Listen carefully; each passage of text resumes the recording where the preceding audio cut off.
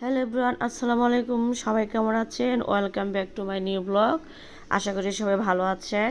আজকে আমি রান্না করব লতি দিয়ে নোনা ইলিশ। তো এই তো আমি লতিটা কেটে ধুয়ে নিয়েছি, এরপর নোনা ইলিশটাও কেটে ধুয়ে নিয়েছি। তো ছোটো ছোটো টুকরা করে নিয়ে নিছি। আমি চুলায় প্যান বসিয়ে প্যানটা গরম হলে তেল, পেঁয়াজ, কাঁচামরিচ দিয়ে কিছুটা ভেজে নিব।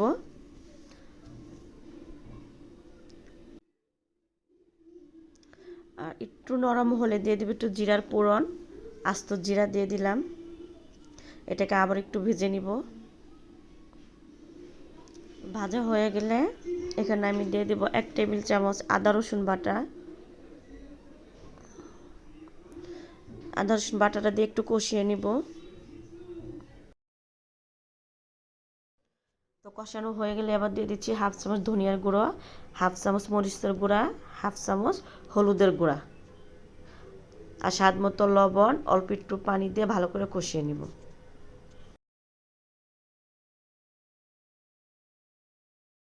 মশলা কষানো হয়ে গেছে, দিয়ে দিলাম নোনা ইলিশ। এটাকে একটু কষিয়ে নিব।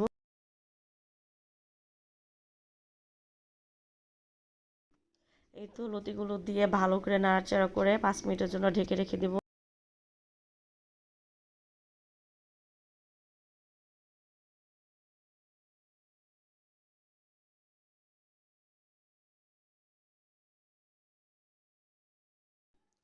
তো ঢাকনাটা উঠিয়ে আবার একটু নাড়াচাড়া করে আবার ঢেকে দিব 5 মিনিটের জন্য। আর এখানে কিন্তু কোনো পানি দেওয়া হয়নি, যে পানিটা উঠেছে সেটা দিয়ে আমি রান্না করেছি।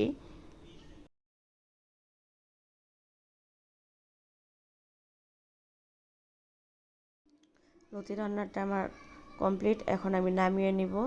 দেখুন কত সুন্দর হয়েছে। তো এভাবেই আমি আরও 2 থেকে 3 মিনিট আগুন বাড়িয়ে দিয়ে লতিটাকে ভেজে নিব। তো ভাজা হয়ে গেলে আমি একটা প্লেটে নামিয়ে নিচ্ছি। তো এই লতিটা খেতে কিন্তু গরম গরম ভাতের সাথে অনেক মজা লাগে। তো এতক্ষণ পাশে থাকার জন্য সবাইকে অসংখ্য ধন্যবাদ। সবাই ভালো থাকবেন, সুস্থ থাকবেন। আল্লাহ হাফেজ, আসসালামু আলাইকুম।